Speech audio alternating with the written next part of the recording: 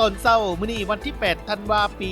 2025นี้ทางบริษัทสุขใจบริการจัดหางานจำกัดไม่ได้ลงมาเกินใบลงทะเบียนเปิดรับสมัครและสัมภาษณ์เอาแรงงานอยู่ที่สโมสรของเมือง2 คอนแขงสวรรค์เขตเพื่อคัดเลือกเอาแรงงานไปเฮ็ดเวียกตามฤดูกาลอยู่ที่สาธารณรัฐเกาหลีในต้นปี 2026 นี้ซึ่งกระบวนการและขั้นตอนของการสัมภาษณ์ในครั้งนี้ไม่ได้เปิดกว้างโดยบ่จำกัดเพื่อเลือกเอาไว้หนุ่มนิ่งหนุ่มที่มีอายุเกษียณแต่25 หา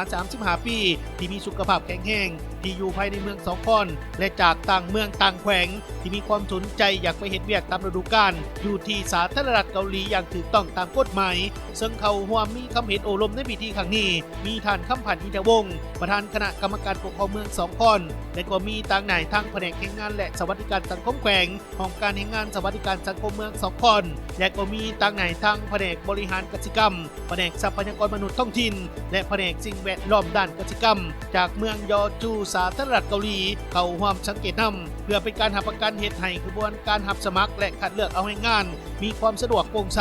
และถูกต้องตามระเบียบการที่ได้กำหนดไว้หลีกเลี่ยงบ่ให้มีนายหน้าเข้ามามีส่วนร่วมในกระบวนการคัดเลือกแรงงานหับประกันให้แก่การคัดเลือกแรงงานที่มีคุณภาพและถูกต้องตามจุดประสงค์ของนายจ้าง